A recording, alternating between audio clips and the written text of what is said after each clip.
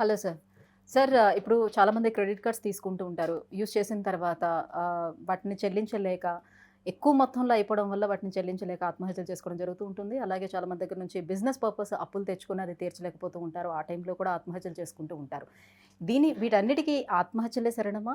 అసలు వీటి నుంచి బయటపడే మార్గాలనేవి లేవా? ప్రధానంగా మనకు క్రెడిట్ కార్డ్స్ విషయానికొచ్చేసరికి ఏమైద్ది అంటే, జనరల్‌గా క్రెడిట్ కార్డ్స్ అనేది మనకు సిబిల్ స్కోర్‌ని బట్టి గానీ, లేకపోతే మనకి ఎర్నింగ్ కెపాసిటీని బట్టి గానీ బ్యాంకులు ఇష్యూ చేస్తుంటాయి. వీటిని మనం ఎప్పుడు కూడా అన్‌సెక్యూర్డ్ లోన్స్ అంటాం.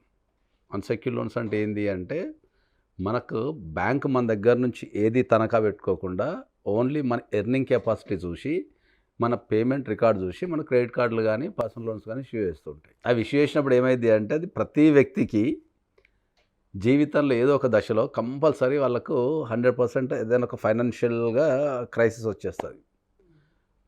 వాళ్ళ ఇంట్లో ఆరోగ్యాలు బాగాలేకపోవటం కావచ్చు, లేదా మనకేమన్నా ఇంట్లో పెళ్ళికి సంబంధించిన ఎక్స్‌పెన్సెస్ గానీ, లేకపోతే హౌస్ కట్టుకోవడం గానీ, లేకపోతే ఎడ్యుకేషన్ పర్పస్ కావచ్చు, బిజినెస్ చేసి లాస్ అయిపోయి ఉండొచ్చు. రకరకాల కారణాల ద్వారా ఏందంటే, జీవితంలో ఎప్పుడో ఒక దగ్గర, ఎప్పుడో ఒకప్పుడు కంపల్సరీ ఫైనాన్షియల్ డిస్టర్బెన్స్ అనేది ఏర్పడుతది ఎవరికైనా లైఫ్‌లో. హ్మ్. హ్మ్. దాన్ని వాళ్ళు ఎంత త్వరగా కోలుకుంటారనేది వాళ్ళకున్న కెపాసిటీని బట్టి, వాళ్ళ ప్లానింగ్‌ని బట్టి రకరకాల కారణాలుంటాయి మనకు.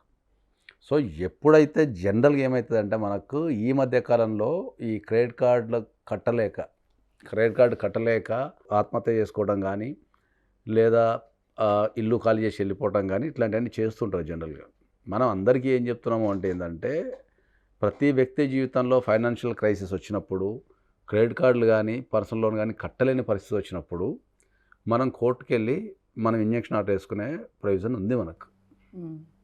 సో, మీరు కోర్ట్‌లో గనక ఈ క్రెడిట్ కార్డులు కట్టలేము, ఈ కారణాల వల్ల మాకు ఈ ఆర్థిక ఇబ్బందుల వల్ల నేను బిజినెస్ చేయటం గానీ, లేకపోతే మోసపోవటం గానీ, ఈ క్రెడిట్ కార్డులు ఎక్కువ మా మా దగ్గరకొచ్చే కేసులలో ఏందంటే ఎక్కువ క్రెడిట్ కార్డులు వీళ్ళు ఆన్‌లైన్ ట్రేడింగ్ చేసి లాస్ అవుతుంటారు ఎక్కువ.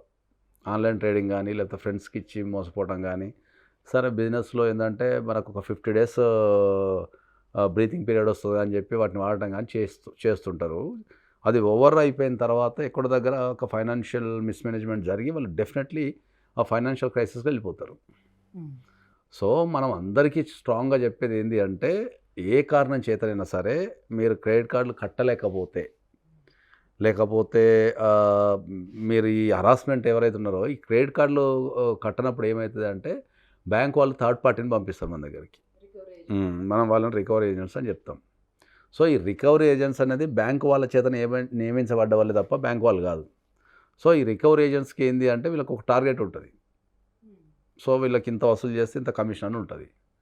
So, irrespective of the situation ఏం చేస్తుంటారంటే వీళ్ళు ఈ క్రెడిట్ కార్డులు ఎవరైతే కట్టరో వాళ్ళ ఇంటికొచ్చి కూర్చోవడం గానీ, తర్వాత వాళ్ళ చుట్టాల ఇంటికెళ్ళి కూర్చోవడం గానీ, లేకపోతే పక్కింటి వాళ్ళని ఇబ్బంది పెట్టడం గానీ, పండగున్నా, పబ్బం ఉన్నా, ఇంట్లో ఎవరైనా చనిపోయినా, ఆరోగ్యం బాగాలేకపోయినా వాళ్ళు అట్నే వచ్చి కంటిన్యూయస్‌గా హరాస్మెంట్ చేసి ఆ మనీ గుంజుకోవడానికి ట్రై చేస్తుంటారు. సో, అలా వచ్చేటప్పుడు మనం ఏమన్నా వాళ్ళ మీద కేస్ ఫైల్ చేసుకోవడానికి అవకాశం ఉంటుందా? డెఫినెట్‌లీ అదే చెప్తున్నానండి. మీరు సివిల్ కోర్ట్‌కెళ్ళి మీరు ఇంజంక్షన్ ఆర్డర్ గనుక ఫైల్ చేసేసుకొని, అక్కడి నుంచి మీరు ఇంజంక్షన్ తెచ్చుకోగలిగితే ఇంక వాళ్ళు రావడం అనేది మీ దగ్గర ఉండదు. హ్మ్. హ్మ్. సో, క్రెడిట్ కార్డులనేది కట్టకపోతే ఏమవుతది అనేది ఒక క్వెషన్ జనరల్‌గా చాలా మందికి ఒక క్వెషన్ ఉంటది.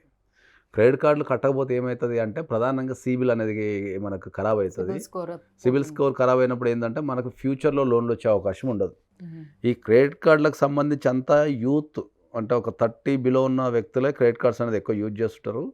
ప్లస్ వీళ్ళు మాత్రమే ఈ ఫైనాన్షియల్ క్రైసిస్‌లో అయిపోయి క్రెడిట్ కార్డులు కట్టకపోతే మీకొచ్చే ప్రాబ్లమ్ ఏముంటదంటే సిబిల్ అనేది ఖరాబ్ అయితది. At the age sir of CIBIL score పెరగటానికి కూడా క్రెడిట్ కార్డ్స్ యూజ్ చేస్తేనే ఎక్కువగా పెరిగేదానికి ఛాన్స్ ఉంటదని కూడా చెప్తాయి బ్యాంకులన్నీ. Yes. Definitely. Credit card CIBIL పెరగటానికి గూడా, లోన్‌లు రావడానికి గూడా ఏందంటే, మీరు క్రెడిట్ కార్డ్‌లు తీసుకున్న తర్వాత పర్సనల్ లోన్స్ గానీ, క్రెడిట్ కార్డ్స్ గానీ, ఎనీ కన్స్యూమర్ లోన్స్ గానీ తీసుకున్న తర్వాత వాటిని ఎంత పర్ఫెక్ట్ కడితే అంత సిబిల్ పెరుగుతూ ఉంటది. సో, ఎంత సిబిల్ మంచిగుంటే మళ్ళా వాళ్ళంతా మీకు లోన్స్ అనేటివి మళ్ళా ఆఫర్ చేస్తూ ఉంటారు. ఇచ్చే అవకాశం ఉంటది. సో, బీయింగ్ ఏ పర్సన్ నేనేం చెప్తుంటా అంటే, క్రెడిట్ కార్డులనేటియి జనరల్‌గా కట్టడానికి ట్రై చేయండి. హ్మ్. ఏదన్నా కట్టలేని పరిస్థితి ఉండి ఎందుకంటే చాలామంది క్రెడిట్ కార్డుల దగ్గరకొచ్చాక వాళ్ళు చేసే ప్రధాన తప్పేందంటే, ఒక రూ. 1,00,000 క్రెడిట్ కార్డ్ వాడతారు. నెక్స్ట్ మంత్ కడదాంలే వచ్చేస్తాయి కదా! ఒక రూ. 1,00,000 అని చెప్పేసి వాడతారు. వాడిన తర్వాత ఏం చేస్తారంటే, ఆ నెక్స్ట్ మంత్‌కి ఈళ్ళు కట్టలేరు. మళ్ళీ ఏదో ఖర్చో, ఇంకోటో వస్తది. లేకపోతే రావాలనుకున్న పైసలేమో రావు. ఏదో వచ్చేసి కట్టలేరు. కట్టనప్పుడు ఏం చేస్తారు? ఆ క్రెడిట్ కార్డ్ కడతానికి ఏం చేస్తారంటే ఇంకో క్రెడిట్ కార్డ్కి ఇస్తారు, ఆ క్రెడిట్ కార్డ్కి దీన్ని కడతారు. సో వీళ్ళు ఈ క్రెడిట్ కార్డ్ని వాడుతూ దాన్ని వాడుతూ దీన్ని ఇందులోనే ఈ మిక్సప్ అని చేయటం వల్ల ఉన్న క్రెడిట్ కార్డులన్నీ మొత్తం డ్రై అయిపోయి మీకు సిబిల్ ఖరాబ్ కావటము, కట్టలేకపోవటము. చాలామందికి క్రెడిట్ కార్డ్స్కి ఉన్న మనకు అప్పు ఒక 15 నుంచి 20, 30, 40 లక్షలు ఉంటుంది.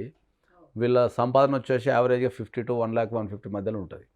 సో వీళ్ళ క్రెడిట్ కార్డ్ బిల్స్ ఏవైతే ఉంటాయో అవి మినిమం అంటే పేమెంట్ వాళ్ళ సంపాదన ఆధారంగా చేసుకునే క్రెడిట్ కార్డ్స్ ఆ లిమిట్ అనేది ఇవ్వడం జరుగుతుంది కదా వాళ్ళకి. డెఫినెట్లీ. కాకపోతే ఏ బ్యాంక్కి ఆ బ్యాంకే చూస్తుంది కదా, అన్ని బ్యాంకులు కలిపి ఒక దగ్గర చూడవు కదా. ఇప్పుడు ఎస్బీఐ ఉందనుకో, ఎస్బీఐ దృష్టిలో వాడు 1.5 సంపాదిస్తాడు కాబట్టి నేను ఇవ్వచ్చు అనుకుంటుంది. అదే ఎస్ బ్యాంక్ వెళ్ళారనుకో, ఎస్ బ్యాంక్ కూడా 1.5 చూసే ఇస్తాడు కదా. సో అది కలెక్టివ్గా చూడరు, ఇండివిజువల్గా చూస్తారు కాబట్టి దాన్ని చూసి ఇచ్చేస్తారు. కాబట్టి అందరికీ చాలా స్ట్రాంగ్గా చెప్పేది ఏంటంటే, మీరు ఏ కారణం చేతనైనా సరే క్రెడిట్ కార్డ్స్ కట్టకపోతే, కట్టే స్తోమత లేకపోతే మీరు కోర్టులో కనుక ఇంజంక్షన్ ఆర్డర్ వేసుకొని మీరు కోర్టు నుంచి ఒక 2 to 3 years మనం టైం గెయిన్ చేసే అవకాశం ఉంటుంది. దాని తర్వాత కూడా మనకి లోన్స్ రావంటారా ఇట్లా వేసుకోవడం వల్ల కూడా? సిబిల్ ఖరాబ్ ఉన్నంత కాలం ఎప్పుడు లోన్స్ రావు. ఇవన్నీ క్లియర్ చేసేస్తే వస్తాయి. మనము ఓటీఎస్ చేసుకోవచ్చు. మనం జనరల్గా ఓటీఎస్ కనుక చేసుకుంటే డెఫినెట్లీ మీకు మళ్ళీ లోన్స్ అన్నీ క్లియర్ చేయాలి. మళ్ళీ ఇప్పుడు ఒక 10 క్రెడిట్ కార్డ్స్ అనుకుందాం, మనం 9 క్లియర్ చేసి మళ్ళీ ఒకటి పెండింగ్ పెట్టినా కూడా మళ్ళీ రాదు. సో అవుట్ ఆఫ్ ద 10కి 10 మనం క్లోజ్ చేస్తేనే మనకు క్రెడిట్ కార్డ్స్ వచ్చే అవకాశం ఉంటుంది. నాట్ ఓన్లీ క్రెడిట్ కార్డ్స్, ఇప్పుడు ఎవరు ఏ వ్యాపారం చేయాలన్నా, ఎంత పెద్ద బిజినెస్ మ్యాన్లు ఇటీవల కాలంలో ఎవరు ఏ వ్యాపారం చేయాలన్నా, ఇల్లు కట్టుకోవాలని దేనికైనా లోన్స్ అనేది తీసుకుంటున్నారు కదా. ఆ లోన్స్ కట్టలేని పరిస్థితుల్లో కూడా ఎలా ఉంటుంది?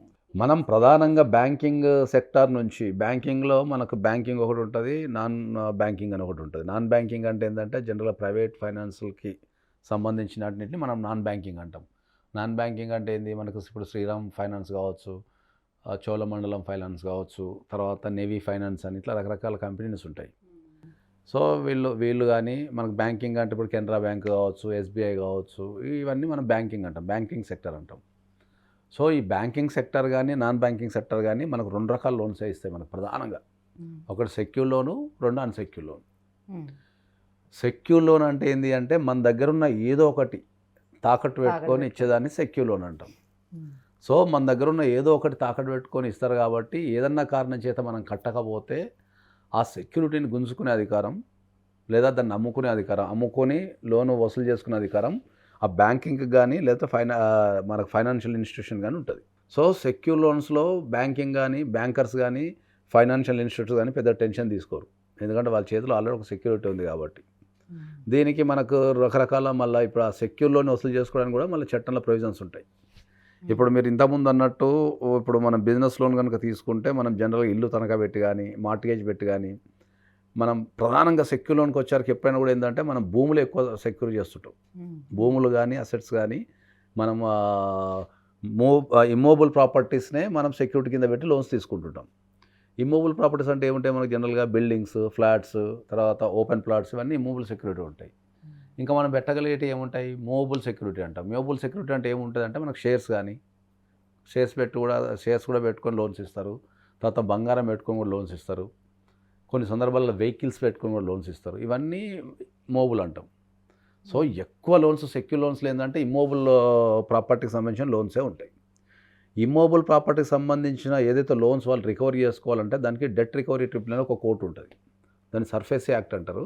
ఆ సర్ఫేసీ యాక్ట్ కింద ఈ సెక్యూర్ లోన్స్ని వసూలు చేసుకునే అధికారం బ్యాంకుకు ఉంటుంది. బ్యాంకు కానీ ఫైనాన్షియల్ ఇన్స్టిట్యూషన్ కానీ ఉంటుంది.